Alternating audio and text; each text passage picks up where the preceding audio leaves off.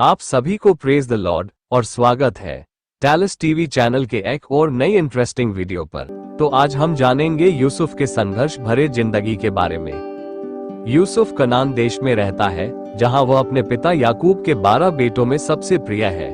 यूसुफ के भाई परिवार में उसके पसंदीदा स्थान और लोगों के सपनों की व्याख्या करने की उसकी अद्भुत क्षमता से ईर्ष्या करते हैं। जब याकूब ने यूसुफ को भेड़ों का झुंड बेचने के लिए सौंपा, तो भाइयों ने उसे हमेशा के लिए छुटकारा पाने का मौका देखा।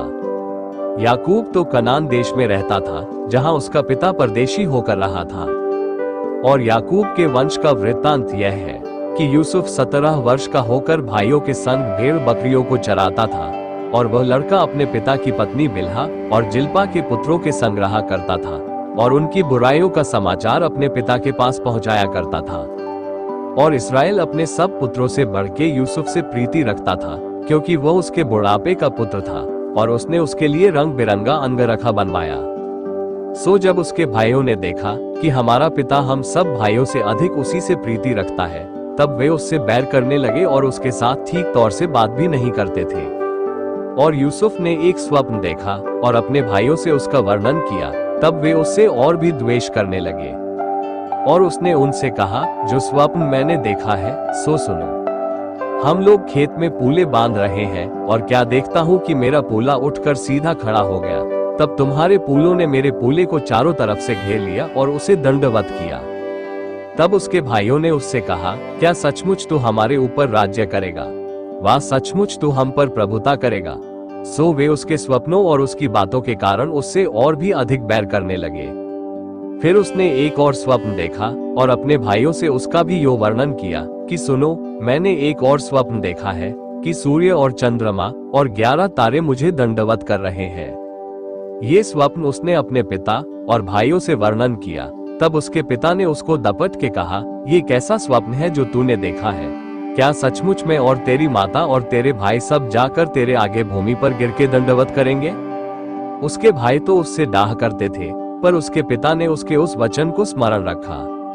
और उसके भाई अपने पिता की भेड़ बकरियों को चराने के लिए शकेम को गए। तब इस्राएल ने यूसुफ से कहा, तेरे भाई तो शकेम ही में भेड़ बकरी चरा रहे होंगे, सो जा, मैं तुझे उनके पास भेजता हूँ। उसने उससे कहा, जो आज्ञा में हाजिर हूँ। उसने उससे कहा, जा, अपने भाइयों और भेड़ बकरियों का हाल देखा कि वे कुशल से तो है, फिर मेरे पास समाचार लिया।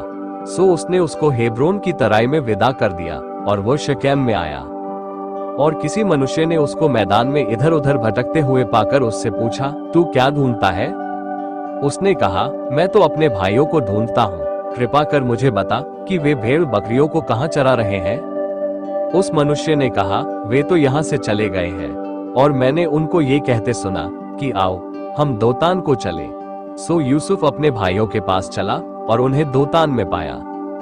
और जो ही उन्होंने उसे दूर से आते देखा, तो उसके निकट आने के पहले ही उसे मार डालने की युक्ति की। और वे आपस में कहने लगे, देखो, वो स्वप्न देखने हारा आ रहा है। सो आओ हम उसको घात करके किसी गड्ढे में डाल दें, और यह कह देंगे कि कोई दुष्ट पशु उसको खा गया। फिर हम देखेंगे कि उसके स्वप्नों का क्या फल होगा। ये सुन के रूबेन ने उसको उनके हाथ से बचाने की मनसा से कहा, हम उसको प्राण से तो न मारे।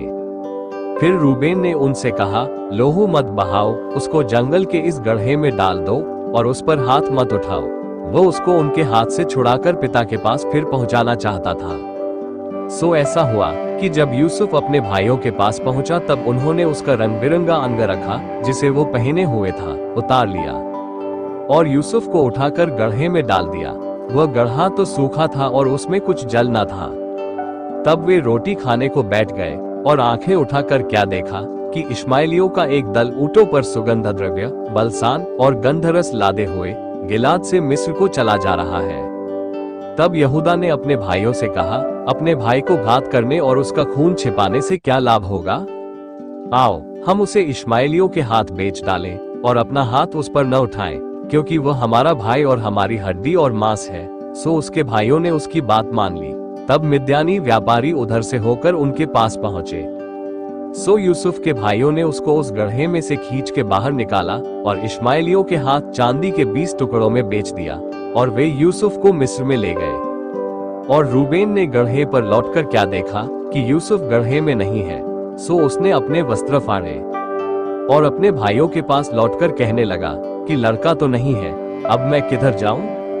और तब उन्होंने यूसुफ का अंगरखा लिया और एक बकरे को मार के उसके लोहू में उसे डुबा दिया। और उन्होंने उस रंग बिरंगे अंगरखे को अपने पिता के पास भेजकर कहला दिया कि यह हमको मिला है, सो देखकर पहचान ले कि यह तेरे पुत्र का अंगरखा है कि नहीं। उसने उसको पहचान लिया और कहा, हाँ, यह मेरे ही पुत्र का अंगरखा है, किसी दुष्ट पशु ने उसको खा लिया है। संदेह यूसुफ फाड़ डाला गया है। तब याकूब ने अपने वस्त्र फाड़े और कमर में टाट लपेटा और अपने पुत्र के लिए बहुत दिनों तक विलाप करता रहा। और उसके सब बेटे बेटियों ने उसको शांति देने का यत्न किया, पर उसको शांति न मिली और वह यही कहता रहा, मैं तो विलाप करता हुआ अपने पुत्र के पास अधोलोक में उतर जाऊंगा। इस प्रकार उसका पिता उसके लिए रोता ही रहा। और मिद्यानियों ने यूसुफ को मिस्र में ले जाकर पोतीफर नाम फिरौन के एक हाकिम और जल्लादों के प्रधान के हाथ बेच डाला। ये कहानी से हमें ये सीख मिलती है, धैर्य और सच्चाई हमेशा जीतती है। जलन और ईर्ष्या परिवार को तोड़ देती है। माफ करना सबसे बड़ा गुण है। परमेश्वर की योजना हमसे बेहतर होती है, हमें उस पर भरोसा रखना चाहिए। ये वीडियो अच्छा लगा तो चैनल से जरूर जुड़े रहें। चैनल को सब्सक्राइब करके धन्यवाद।